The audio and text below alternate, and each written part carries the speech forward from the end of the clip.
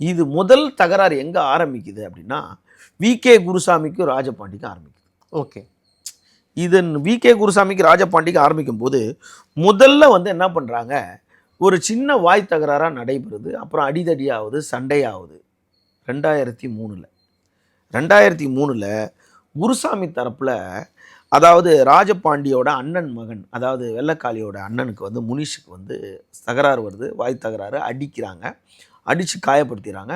இப்போ நிறைய பேர் சொல்லுவாங்க, அவர் வந்து முனிஷை வந்து ரொம்ப அடித்து போட்டாங்க, என்னை கொன்னுடுங்கடா, என்னை விட்டிங்கன்னா உங்களெல்லாம் கொன்னுடுவேண்டான்னு அவரே சொன்னார் அப்படின்னு. அப்போ சொன்னதை யாரும் பார்க்கல.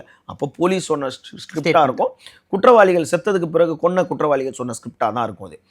இது வந்து அப்படியே வந்துக்கிட்டு இருக்கும்போது என்ன பண்ணுறாங்க, இவர்கள் எல்லாம் சேர்ந்து இந்த, அதாவது இவங்க அண்ணன் மகன், அதாவது குருசாமியோட தங்கச்சி மகன் என்ன பண்ணுறாரு, இவங்க அந்த முனிஷை வந்து படுகொலை செய்யப்பட்டுறாங்க. ஓகே. சின்ன முனிஷை வந்து படுகொலை செய்கிறாங்க. கிளாமர் காளி போட்டுறாரா? ஆமாம், கிராமர் காளி. அதாவது இதில் வந்து காளீஸ்வரன், கிராமர் காளி, குருசாமி வகைரா.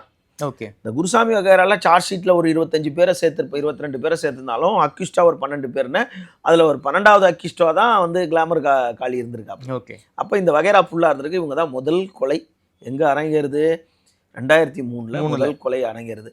சின்ன முனிஷ் இருக்க வரைக்கும் வெள்ளைக்காளின்னு ஒருத்தர் நபரே வெளியே இல்லை.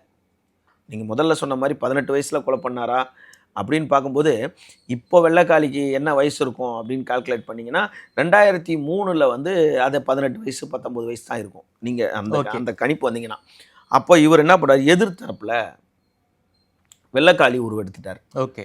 வெள்ளைக்காளி ரவுடியா ஆகுறாரு. அதாவது அண்ணனை போட்டாங்க, அதுக்கு பழி வாங்குறதுக்காக வெள்ளைக்காளி உருவாகுறாரு. அதாவது 2003 சின்ன முனிஷை படுகொலை செய்கிறாங்க. அந்த கேஸ் மட்டும், அந்த படுகொலை செய்த நபர்கள் இருக்காங்கள்ல, அதில் இப்போது உயிரோடு இருக்கிற ஒரே ஆளுக்கு வி.கே. குருசாமி மட்டும்தான் இருக்கார். எல்லாரையுமே முடிச்சிட்டாங்க. எல்லாருமே முடிச்சிட்டாங்க. சின்ன முனிஷ் கொலைக்காக எல்லாரையும் முடிச்சிட்டாங்க. அதற்கு பிறகு அந்த 2003 2004 2005 2006 2007 இந்த காலகட்டத்தில் அங்கே என்ன நடந்துச்சு, அந்த மாதிரி பெரிய வழக்குகள் எதுவுமே இல்லை. அப்போது மறைமுகமாக ஏதோ ஒன்று நடந்திருக்கு. இது எதுவுமே லைவில் இல்லை.